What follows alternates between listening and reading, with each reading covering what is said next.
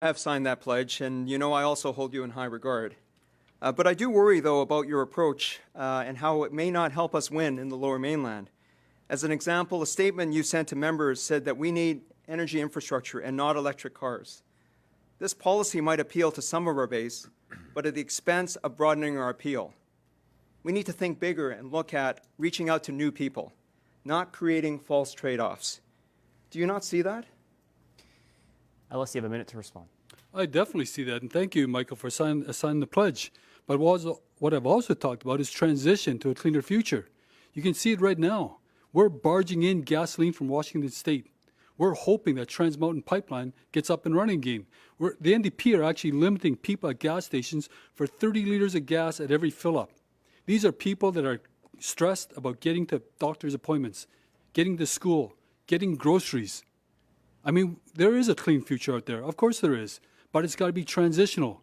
And in fact, on the other side of that thing, that equation, I've always said we've got to get those remote communities off of burning diesel and switch them to natural gas until they can afford and implement solar panels or wind power or anything else for that matter. At the end of the day, I will not discount people in this equation. I will not do it. The cost of living is already too high.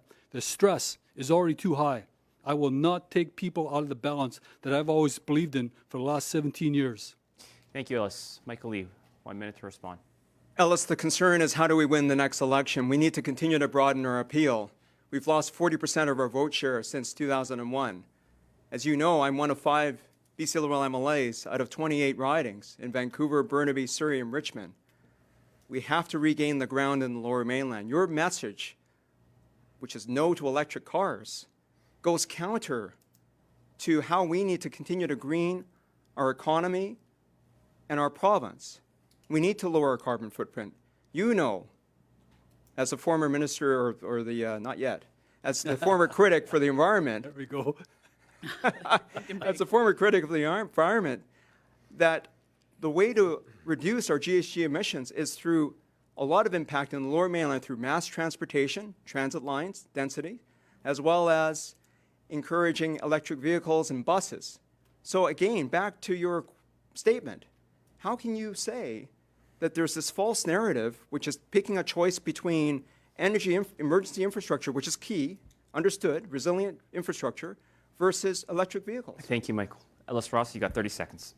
Thank you, Michael. And you know, false narratives, this is the example of an NDP tactic taking a comment out of context. I expect this out of the NDP. And if you have listened carefully, I would have told you what First Nation people have been saying for the last 17 years.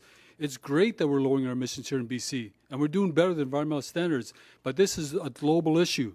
We've got to look at what's happening in India, for example. We've got to look at some of the biggest polluters in the world. That's why we actually did this to actually export LNG to China, for example, to lessen global emissions. This is not just virtual signaling. This is reality. Thank you, Ellis. Val Litwin,